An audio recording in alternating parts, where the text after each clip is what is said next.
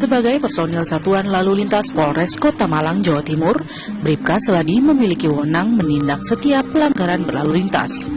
Maka tak heran jika bertugas di lapangan, dia kerap berhadapan dengan warga yang mencoba memberi uang pelicin agar terbebas dari tilang.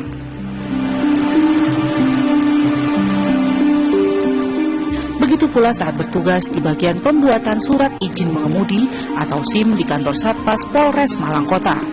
Tak sedikit masyarakat yang menawarkan uang sogokan agar lolos tes ujian SIM tanpa prosedur semestinya.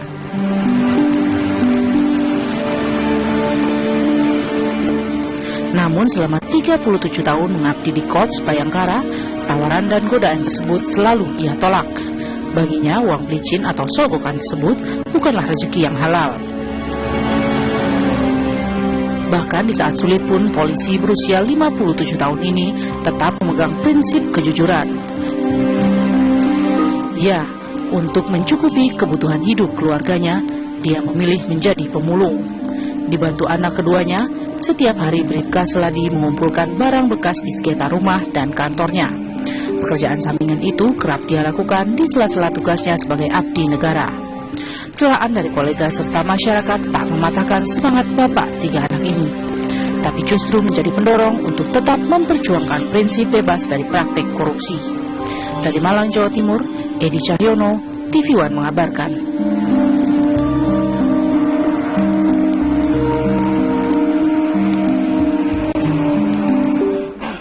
Bribka Seladi masih bersama kami di Apa Kabar Indonesia Malam. Saya ingin tanya Pak Seladi, Anda tadi juga sudah katakan ingin memperkerjakan apapun yang halal yang baik begitu ya. Anda juga katakan saya mau mengerjakan ini untuk memenuhi kebutuhan hidup karena saya tidak mau terima suap. Kenapa Pak Seladi punya moto seperti itu? Jadi saya ingin jangan sampai saya ini, karena orang hidup itu pilihannya hanya dua, tinggal bisa memilih atau tidak. Jadi semuanya itu bisa dilaksanakan. Yang baik atau yang jelek, yang Maha Kuasa memberi seperti itu. Jadi saya milih yang baik. Baik. Jadi dengan adanya memilih yang baik, insya Allah semuanya ada. Yang nuntun adalah yaitu guru sejati. Semuanya manusia pasti tahu guru sejati. Di mana adalah di batin kita ada yang putih atau yang hitam.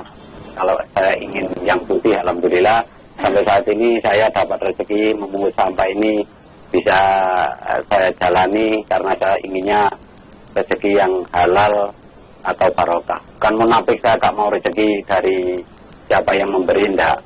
Karena saya orang biasa, enggak mungkin seperti malaikat. Baik. Yang jelas ingin saya rezeki yang halal saya pungut supaya ke anak istri saya bisa barokah, sehat. Untuk Pak Seladi, kalau kita lihat di belakang sepertinya pengumpulan sampah luar biasa Pak. Baik ya Pak ya, pemasukannya itu di belakang Bapak ini kumpulan sampah hari ini ya Pak ya? Betul ya? Jadi sampah ini saya ngambil dari stasiun Kota Baru.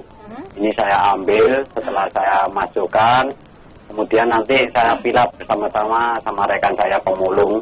Tapi hasilnya ya sama-sama dirasakan dalam arti sendiri-sendiri. Baik, Pak Seladi, kalau Bapak berkenan nih Pak, boleh tidak Bapak sedikit membagi berapa sih Pak yang bisa didapatkan dari mengumpulkan sampah Pak dalam sehari saja? Atau bagaimana sih sampah ini bisa mencukupi kebutuhan Bapak sekeluarga? Atau ya dipaksa-paksa cukup begitu Pak?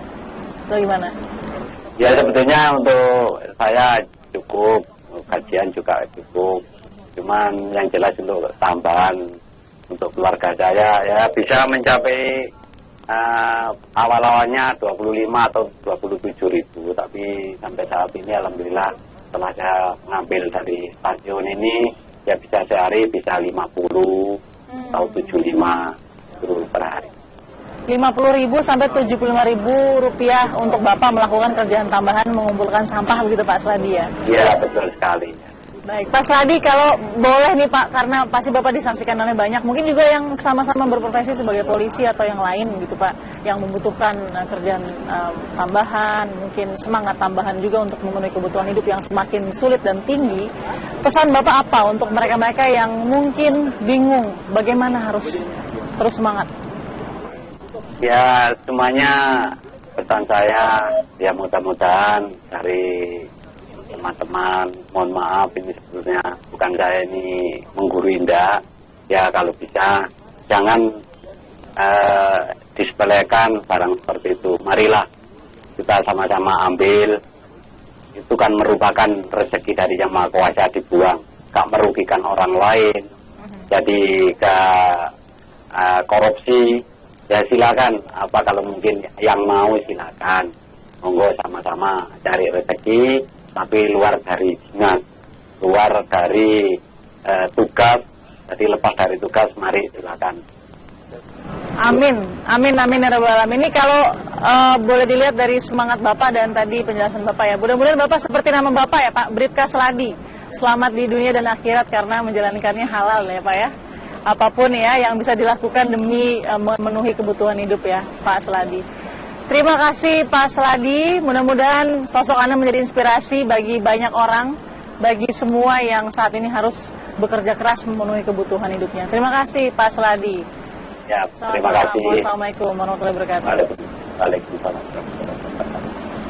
Baik, itu tadi sosok inspirasi yang kita ingin, inspiratif yang ingin kita berikan kepada Anda di Apa Kabar Indonesia Malam. Mudah-mudahan bisa menjadi semangat juga untuk Anda yang saat ini mungkin hidupnya semakin sulit begitu ya. Di tengah kesulitan harus tetap ada semangat. Kita akan lanjutkan Apa Kabar Indonesia Malam dengan topik yang sudah ada di sebelah saya. Narasumbernya kita akan bicara soal sanksi dari Kementerian Perhubungan. Salah satu maskapai yang disanksi adalah Lion Air.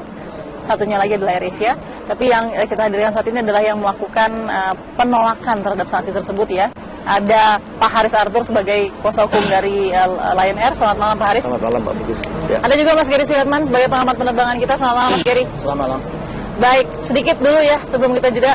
Pak Arthur, ini benar ya? Ini benar nggak bahasanya Lion Air menolak sanksi? Boleh kita lihat